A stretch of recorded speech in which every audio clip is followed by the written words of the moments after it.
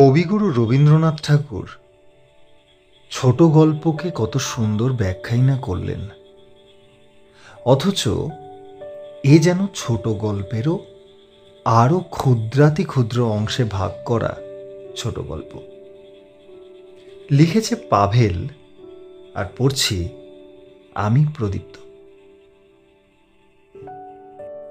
ব্যস্ত ছিল শিশু পুকুরের জল দেখে, শরতের ভেজা তুলোর মেঘ দেখে, বৃষ্টি দেখে, পাখি দেখে, ঘরের মধ্যে, কল্পনার মধ্যে। বস্তুবাদী পেশাদারদের বস্তুবাদী অর্জনের বন্দনা শুনে সে বাস্তবে ফিরে এলো। আরম্ভ হলো প্রকৃতি বিমুখতা। মুক্ত বাতাসের সান্নিধ্য বন্ধ হলো। কৃত্রিম মহানতার যাত্রাপালা আরম্ভ হলো।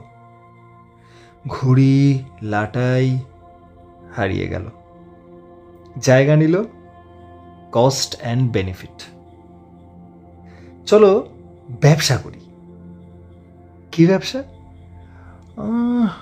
ভাই ভাই, ভাই বোন, বন্ধু বন্ধু, প্রেমিক প্রেমিকা, শিক্ষক ছাত্র, ক্রেতা বিক্রেতা, প্রতিটি সম্পর্কের মধ্যে প্রফিট লস ঢুকে পড়ল।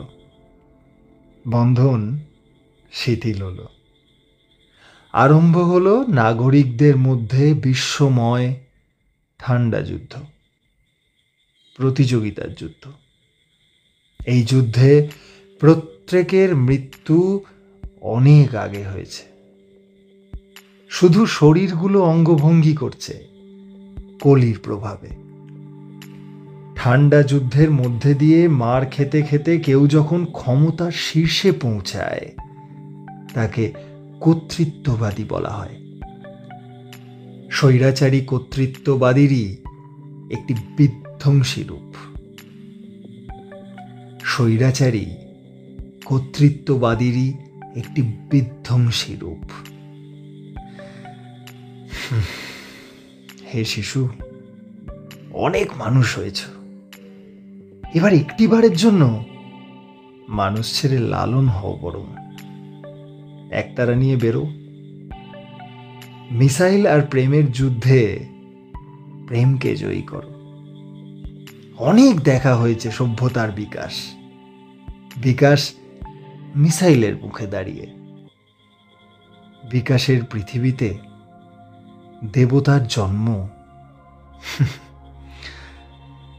আজ বড্ড প্রয়োজন।